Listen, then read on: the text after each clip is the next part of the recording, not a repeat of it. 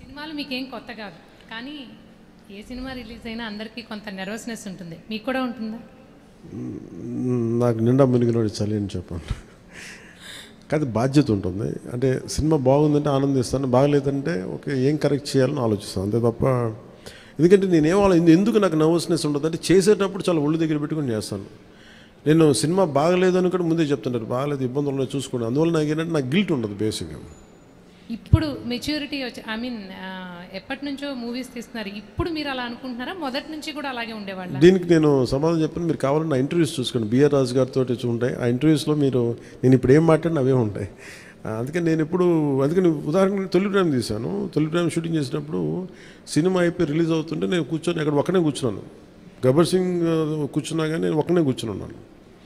నా పక్కన పార్టీస్ ఏమి ఉండవు. జస్ట్ ఒకసారి నా జీవితంలో ఒకసారి నన్ను పార్టీకి పిలిచింది భీమ్లా నాయక్. ప్రత్యేకంగా నన్ను పిలిచారు. ఎందుకంటే ఇంత 10-15 రూపాయలు టికెట్ అప్పుడు కూడా ఇంత డబ్బు చేసింది సినిమా అని అనుకొని దాని ఒక్కదాని ఫస్ట్ టైము నా జీవితం అదే మొదటిసారి వెళ్ళటం. మళ్ళీ దీని తర్వాత కూడా వెళ్తాను కూడా నాకు డౌట్. అవును, ఇంతకీ మీ ఎమ్మెల్యేలతో మూవీ చూసే ఆలోచన ఏమైనా ఉందా?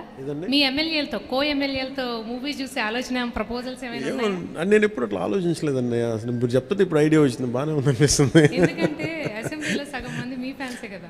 మేబీ మా ఎమ్మెల్యేస్ అందరికీ, మా కూటమి ఎమ్మెల్యేస్ అందరికీ ఖచ్చితంగా దీన్ని ప్రత్యేకమైన షో అయితే వేస్తే వాళ్ళు కోరుకుంటే ఖచ్చితంగా, అంటే నేను ప్రమోట్ చేసుకునే ఇబ్బందిగా ఉంటుంది కానీ ఖచ్చితంగా వాళ్ళందరూ అడిగితే మన హరిప్రసాద్ కానీ ఖచ్చితంగా I think will organise an exclusive screening for them. అందరికీ మనసులో ఉంది కానీ బయటకు అడగలేకపోతున్నారు. సో మీ ద్వారా వచ్చింది కూడా ఖచ్చితంగా నేను అడ్రస్ చేస్తాను. Thank you.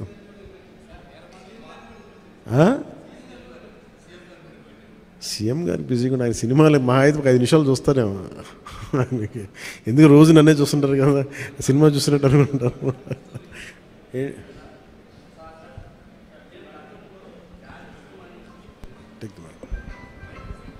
హలో జానీ సినిమాని గతంలో మీరు డైరెక్ట్ చేసి ఆ టైంలో కొంత ఫ్లాప్ అనే ఇబ్బందికరమైనటువంటి వాతావరణాన్ని కలిగించుకున్నారు. ఈ సినిమాలో మీరు లాస్ట్ క్లైమాక్స్ మీరే డైరెక్ట్ చేశారని చెప్పేసి చెప్తున్నారు. దానికి అప్పటికి ఇప్పటికీ ఏంటి, ఎలాంటి చేంజ్ని మీరు గమనించారంటే? అలాగే అంటే నేను జానీ నిన్న కూడా చెప్పాను. అంటే నాకు ఏమనిపించిందంటే ఒక సినిమా తీసేటప్పుడు చాలా నలుగుతూ ఉండే. నేను చెప్పేది సినిమా అనేది ఒక్కటే కష్టపడేది కాదు, ప్రతి ఒక్కటే. ఈవెన్ ఒక చిన్నపాటి ఉపాధి శ్రామికుడు కూడా కష్టపడతారు, యుద్ధం చేయాలి పట్టుకోటి కోసం. సినిమా ఏంటంటే చాలామంది డబ్బులు చాలా గ్లామరస్గా కనిపిస్తుంది ఫిల్మ్ ఇండస్ట్రీ.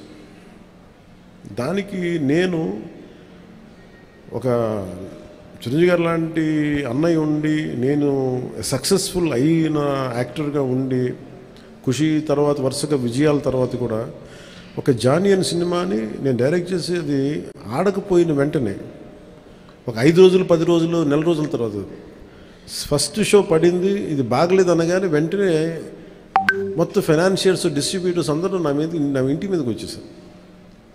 మాకు డబ్బులు రావట్లేదు, ఇప్పుడు ఏం చేస్తామండి. నా క్వశ్చన్ ఏముందంటే, మీకు డబ్బులు ఇచ్చినప్పుడు నాకు ఎప్పుడు ఎక్స్ట్రా ఇవ్వలేదు కదా, ఇప్పుడు డబ్బులు పోయినప్పుడు అది ఉండదు అక్కడ. సో నేను కంప్లైంట్ చేయట్లా. అంటే నాకు ఏమనిపించిందంటే, ఫస్ట్ టైము నాకు చాలా ఒక కాలంలో చెప్పిన అన్ని బంధాలు ఆర్థిక బంధాలు నాకు అది గుర్తొచ్చింది. నేను ఆ రోజు మొత్తం నా రెమ్యునరేషన్ తీసుకోలేదు, ఇచ్చేసాను. నాకేమనిపించిందంటే ఒంటరితనం అనిపించాను. అంటే ఇప్పుడు ఎలా ఉంది అంటే, గత ప్రభుత్వం చేసిన ఒక దుర్మార్గాలన్నీ నేను చేసేసి అందరూ నిందిస్తుంటే నేను ఎంత బాధపడాలో, సినిమా ఫ్లాప్ అయితే నన్ను బాధపడమని అందరూ అలా చెప్తా ఉన్నాను.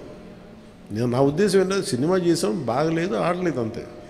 కానీ దానికి ఏంటి ఏదో ఒక కొంపలంతా మునిగిపోయినట్టు ఇలా మొక్కలు పెట్టుకున్నారండి. అందరూ డీలా అయిపోయి ఓకే నష్టపోతే ఎంత నష్టపోయింది చూద్దామని చెప్పి ఫైనల్ నేను ఏం చేయగలిగింది, బాబు నాకు ఇచ్చిన రెమ్యునరేషన్ ఇది, నాకు రూపాయి వద్దు తీసుకోండి అని చెప్పి నేను ఇంకో 15 లక్షల అప్పు నేను తీసుకున్నాను. దాని తర్వాత ఇంకోళ్ళ దగ్గర ఆ అనుభవం నన్ను చాలా బలమైన వ్యక్తం చేసింది. ఆ ఒక్క జానీ ఫెయిల్యూర్ నాకు ఎంత హెల్ప్ చేసిందంటే, పాలిటిక్స్లో హెల్ప్ చేసింది. నేను 2019లో ఓడిపోతే మళ్ళీ నాకు అదే గుర్తొచ్చింది.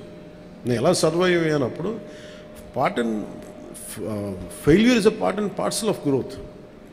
అది నాకు బాగా బలం ఇచ్చి, నిన్న ఒక నిర్మాత ఆ రోజు అన్ని ఇబ్బందులు లేవు, కానీ రత్నం గారు లాంటి వ్యక్తి ఒక చిన్నపాటి మేకప్ అసిస్టెంట్గా ప్రారంభించిన వ్యక్తి, అంచెలంచెలుగా శంకర్ లాంటి వాళ్ళతో సినిమా తీసి పాన్ ఇండియా సినిమాలు తీసిన వ్యక్తి ఈ రోజున సినిమా రిలీజులకి ఇబ్బంది పడతా ఉంటే నాకు అనిపించింది చాలా బాధేస్తుంది. ఇది నాకు అందుకని నేను దగ్గరుండి ఈ సినిమాని ప్రేక్షకుల దగ్గరికి తీసుకెళ్ళాలనేది నిర్ణయించుకున్నాను. సో నాకు అందుకు అనిపించింది అన్నమాట. అందుకని నా జానీ అనేది ఎందుకు వచ్చిందంటే ఇంత ఫీబుల్గా ఉంటారు. అంటే మనీ దగ్గరికి వచ్చేటప్పటికి అందరూ నువ్వు చస్తావో పెడతావో తెలియదు కానీ మాకు ఇలా కట్ట అందు ఒకసారి ఇర్లాజికల్గా ఉంటుంది. సో అలాంటి సమయంలో నాకు ఆయన అండగా నిలబడాలి. అందుకని that's reason why I quote. అందుకని క్లైమాక్స్ ప్రత్యేకించి నేను ఎందుకు చెప్పానంటే అప్పుడు నేను కొన్నిసార్లు నేను బుల్డోజ్ చేసుకుని వెళ్ళాల్సింది, కొన్నిసార్లు రైట్ నిర్ణయం మన మనసుకు తెలుస్తుంది యాజ్ అ ఫిల్మ్ మేకర్గా. కొన్నిసార్లు పక్కన వాళ్ళు మాటలు నేను అసలు ఎప్పుడు పక్కన వాళ్ళ మాటలు విన్నాను. కానీ ఈ ఫిల్మ్కి వచ్చేటప్పటికి ఈసారి ప్రత్యేకించి ఎట్టి పరిస్థితుల్లో నేను పాలిటిక్స్లో ఉన్నాను, సినిమాలు బాగా చేయడేమో అన్న సందేహం ఎక్కువ మందికి ఉంటుందని చెప్పి ప్రత్యేకించి శ్రద్ధ పెట్టి చేశాను.